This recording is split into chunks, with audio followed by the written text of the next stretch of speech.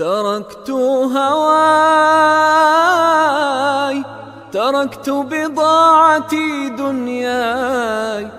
پتھروں کے اوپر آج بھی خانہ کعبہ کی بنیاد ہے، وہ سبز پتھر حضرت ابراہیم نے رکھے تھے، اور حضرت ابراہیم کی سیرت کے اندر ہم نے آپ کے سامنے یہ تفصیلی بیان کیا تھا۔ اپنے بیٹے کے ساتھ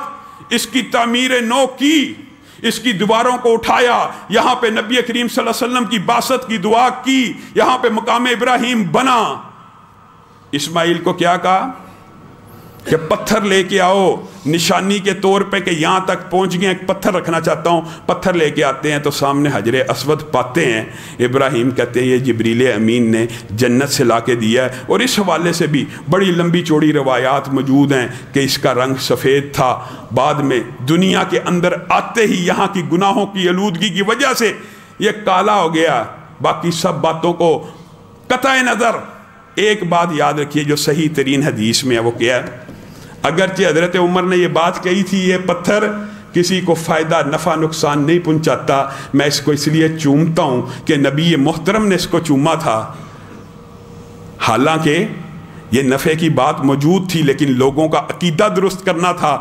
کہ کہیں پتھر کے آگے جھک کے پتھر کو چوم کے یہ نہ سمجھو کہ یہ براہ راست تمہاری مدد کرنے کے اوپر قادر ہے۔ حالانکہ حضرت عمر کو پتہ ہے کہ نبی کریم کی سنت پہ چلنے کا ثواب اور فائدہ آخرت میں ملنا ہے، اور اس پتھر کے بارے میں یہی حدیث ہے جو اس کو لب لگاتا ہے، جو اس کو اشارہ کرتا ہے، یہ کل قیامت کے دن اللہ کی بارگاہ میں گواہی دے گا، فلاں تیرا بندہ آیا تھا، اس نے میرے اوپر لبوں کو لگایا تھا، اللہ اس کو معاف کر دے۔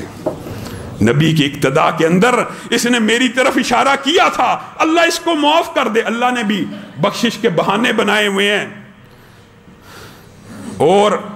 نبی کریم صلی اللہ علیہ وسلم کی عمر مبارک 35 کے قریب ہے۔ قریش مکہ ولید بن مغیرہ کو صحیح سالم دیکھ کر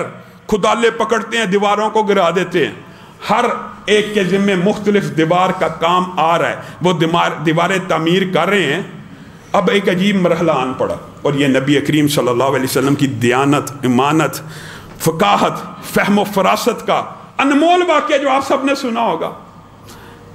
حجر اسود کو لگانے کا وقت آیا، اب یہ شرف اور منزلت کی بات تھی۔ دیکھیں خانہ کعبہ کی تعمیر کو وہ بھی عظمت والا سمجھ رہے ہیں، یہاں پہ حرام پیسہ نہیں لگا رہے، حلال سے تعمیر کرتے جا رہے ہیں۔ حتیٰ کہ یہ بات بھی میں آپ کو بتلاؤں، حتیم کا ایک حصہ جو خانہ کعبہ گئے ہیں، یہ جو ایک گلائی ہے، یہ خانہ کعبہ کے اندر موجود تھی۔ خانہ کعبہ کی دیوار یہاں پہ تھی حضرت ابراہیم کے دور میں۔ قریش مکہ کے پاس سارا حلال فنڈ جمع کر کے اتنے پیسے نہیں تھے کہ اس دیوار کو بھی خانہ کعبہ کے اندر شامل کر لیتے، اتنے پیسے نہیں بچے، حرام استعمال نہیں کیا، اور انہوں نے کہا اس کو اونچا کرنے کے پیسے نہیں ہیں، اس کو چند ہاتھ اونچا کر دیا جائے، جو آج آپ کے سامنے نظر آتا ہے، چند ہاتھ اونچا کرو، باقی کو تعمیر کر لو۔ اب وہ تعمیر کرتے کرتے حجر اسود کے قریب جب پہنچے، ہر قبیلے نے یہ کلیم کرنا شروع کر دیا، یہ ہمارے جد امجد نے اپنے ہاتھ سے رکھا تھا، میں رکھوں گا۔ لڑائی پڑنا لگا، میں رکھوں گا، یہ ابراہیم ہمارے والد نے رکھا تھا، میں رکھوں گا، میں رکھوں گا۔ قریب تھا کہ تلواریں نکل پڑتی، ولید بن مغیرہ آگے بڑھا، اس نے کہا سنو میں ایک فیصلہ کرتا ہوں، ہو سکتا ہے ہمارا آپس میں جنگ و جدل ختم ہو جائے، لڑ لڑ کے ہم تھکے ہوئے ہیں، ایک دوسرے کو قتل کر کر کے تھک چکے ہیں، چھوڑو یہ لڑائی، کیا کیا جائے؟ جو مسجد میں خانہ کعبہ میں بیت اللہ میں سب سے پہلے داخل ہوگا اسی کو فیصل مان لیں گے۔ اللہ کا کرنا ابھی نبوت بعثت کا اعلان نہیں ہوا، کیا دیکھا؟ سامنے سے آمنہ کے لال آ رہے ہیں، اور محمد صلی اللہ علیہ وسلم کو دیکھ کر سارے قریشی مسکرانا شروع ہو گئے۔ کہا اللہ کی قسم بہترین عادل آ گیا، بہترین منصف آ گیا، جو کہے گا مان لیں گے۔ ولید بن مغیرہ نے تجویز پیش کی، اللہ نے نبی کریم صلی اللہ علیہ وسلم کو خانہ کعبہ میں داخل کر دیا۔ داخل ہوئے شان کے ساتھ، نبی کریم صلی اللہ علیہ وسلم کے سامنے معاملہ رکھا گیا، نبی کریم مسکرانا شروع ہو گئے، کہا یہ کون سی بڑی بات ہے، ہلمو صوبہ، ادھر لاؤ ایک کپڑا۔ اس کپڑے کے اندر حجر اسود کو رکھا اور کہا اس کو سارے قریشی سردار پکڑ لیں، جن جن کا کلیم ہے ان کے باپ نے رکھا تھا، سب نے اس کپڑے کو پکڑا، اس کپڑے کو اونچا کرنا شروع کیا۔ جب حجر اسود کے مقام پہ پہنچا تو یہ شرف، یہ بزرگی، یہ فضیلت بھی اگر ملی تو نبی کریم صلی اللہ علیہ وسلم کو ملی۔ آپ نے اپنے ہاتھ سے اس پتھر کو اٹھایا، اس کی جگہ پہ فکس کر دی۔ سارے مطمئن۔ وہ جنگ جو قتل و قتال کے اوپر منتج ہونے والی تھی، نبی کریم صلی اللہ علیہ وسلم کی معاملہ فہمی کی وجہ سے وہ آسانی سے سارا معاملہ نمٹ گیا، اور نبی کریم صلی اللہ علیہ وسلم کے اس فیصلے کو قریش نے تحسین کی نظر سے دیکھا کہ ان کی فہم و فراست ہے، ان کا ایک بہترین عدل کا سسٹم ہے۔ اب بات آئی ہے بیت اللہ کی تعمیر کے حوالے سے، تو چند باتیں اس حوالے سے آپ کے سامنے رکھنا چاہتا ہوں۔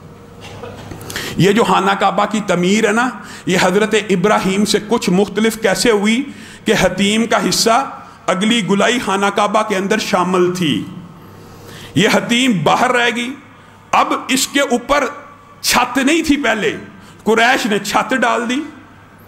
اور اس چھت کے حوالے سے بھی دیکھیے اللہ کی قسم اسلام میں ایک ایک واقعے کی جزیات، تفصیلات اس طرح موجود ہے کہ انسان حیران رہ جائے۔ کوئی آج اٹھے اس کو یہ بھی پتہ چل جائے گا خانہ کعبہ کے چھت کے اندر جو 6 پلر استعمال ہوئے ہیں وہ کس کے ہیں؟ ایک کشتی جدہ آئی تھی فلاں قبیلے کی، وہ ٹوٹ گئی، اللہ نے ہی بھیجی تھی، اس کی لکڑیاں جو بچی خانہ کعبہ کی چھت میں، ایک ایک تفصیلات بعثت سے قبل کی موجود ہیں، نبوت سے قبل کی موجود ہیں۔ اور یہاں پہ ایک گروہ ایسا آج کل سوشل میڈیا پہ سرگرم ہے، جی حدیث ہم نہیں مانتے، حدیث نہیں مانتے۔ جب کوئی بندہ یہ بات کہتا ہے نا، اللہ کی قسم ہمارے دل میں حدیث کی عظمت اور بڑھ جاتی ہے، کیونکہ نبی کریم صلی اللہ علیہ وسلم نے فرمایا تھا ایک وقت آئے گا، ایک وقت آئے گا۔ دیکھیے حجیت حدیث کی کتنی بڑی دلیل ہے منکرین حدیث کا وجود۔ ایک وقت آئے گا کچھ لوگ مسندوں کے اوپر، تختوں کے اوپر، کرسیوں کے اوپر بیٹھ کے کہنا شروع کر دیں گے جب ان کے پاس رسول اللہ کا فرمان جائے گا کہ ہمارے پاس قرآن موجود ہے، ہمیں قرآن کافی ہے۔ یہ نبی کریم صلی اللہ علیہ وسلم فرما رہے ہیں ایک وقت ایسا آنے والا ہے امت کے اندر جن کے سامنے میں محمد صلی اللہ علیہ وسلم کا جب فرمان پیش کیا جائے گا وہ کہیں گے ہمارے لیے قرآن کافی ہے، ہمیں قرآن میں سے حلال حرام دکھاؤ۔ میں محمد صلی اللہ علیہ وسلم تمہیں بتلاتا ہوں کہ قرآن میں بھی حرام اور حلال کا ذکر موجود ہے، لیکن میں محمد صلی اللہ علیہ وسلم کی احادیث میں بھی حرام و حلال کا ذکر موجود ہے۔ اب یہ جو حتیم کا حصہ تھا یہ باہر چلا گیا تو عبداللہ ابن زبیر کی جو چند عرصہ خلافت رہی ہے، ضمنی طور پہ بات آئی ہے تو آپ کو یہ بتانا سمجھتا ہوں ضروری، بعض لوگوں نے صحابہ کے اوپر یہ تان بھی کیا ہے۔ عبداللہ ابن زبیر نے حتیم کو خانہ کعبہ کے اندر شامل کیا اپنی خلافت میں، اور انہوں نے خانہ کعبہ کے 2 دروازے بنا دیے مشرق اور مغرب کی طرف۔ قریش نے جب دروازہ بنایا زمین سے اونچا کر کے بنایا جہاں پہ آج موجود ہے، جہاں پہ آج موجود ہے۔ کیوں بنایا تھا اونچا کر کے پتہ؟ یہ چدراہٹ کی، یہ اجارہ داری کی ایک نشانی قائم کی کہ ہم قریشی جس کو چاہیں گے اس کو داخل ہونے دیں گے، اگر زمین کے قریب دروازہ ہوا جو مرضی داخل ہو جائے گا، اونچا بناؤ۔ پھر ایک وجہ یہ بھی بیان کی ہے مورخین نے کہ سیلاب سے بچنے کے لیے کہ سیلاب اس دیوار سے اوپر تو نہیں جا سکتا، اس دروازے سے نیچے نیچے پانی رہے گا، خانہ کعبہ کے اندر نہیں جائے گا، اونچا دروازہ لگایا۔ تو عبداللہ ابن زبیر نے دروازوں کو نیچا کیا، آمنے سامنے جہاں پہ یہ دروازہ اس کے نیچے دروازہ کر کے سامنے اس کے اپوزٹ بھی ایک دروازہ لگایا۔ آج کوئی خانہ کعبہ جائے کبھی غلاف اٹھایا ہو تو آپ اس دروازے کے آثار مختلف رنگ کی ٹائل کے اندر جو فرق آپ کو نظر آ جائے گا، وہاں پہ دروازہ لگایا اپوزٹ سمت میں، حتیم کو اندر کیا، اور یہ اپنی طرف سے نہیں کیا، یہ اپنی طرف سے نہیں کیا، کیونکہ نبی کریم صلی اللہ علیہ وسلم کی صحیح حدیث تھی کیا؟ اے عائشہ یہ قوم نئی نئی مسلمان ہوئی ہے، اگر ان کا اسلام جدید نہ ہوتا یعنی نیا نیا نہ ہوتا تو میں محمد صلی اللہ علیہ وسلم خانہ کعبہ کو ان بنیادوں پہ کھڑا کر دیتا جن بنیادوں پہ حضرت ابراہیم نے کھڑا کیا تھا، یعنی حتیم کو خانہ کعبہ کے اندر شامل کر دیتا۔ اور اللہ کے فضل و کرم سے اگر ابھی شامل نہیں ہے تو اس میں کوئی حرج کی بات نہیں ہے، ہم طواف حتیم کے باہر سے ہی کرتے ہیں، حتیم کے اندر سے طواف نہیں کرنا چاہیے، جس نے طواف کرنا ہے حتیم کے باہر سے کرے، کیونکہ حتیم خانہ کعبہ کا حصہ ہے۔ حضرت عبداللہ ابن زبیر نے یہ معاملہ سارا کیا، اس کے بعد عبد الملک بن مروان کی حکومت کے اندر اس خانہ کعبہ کی جو آج نقشہ ہے اس کو اسی نقشے کے اوپر استوار کر دیا گیا، اور اس کے بعد کبھی کسی نے اس نقشے میں تبدیلی کرنے کی خواہش نہیں سوچی۔ گفتار بھی ہے، کردار بھی ہے، ہم حق کے علم بردار بھی ہیں، اپنوں کے لیے گلزار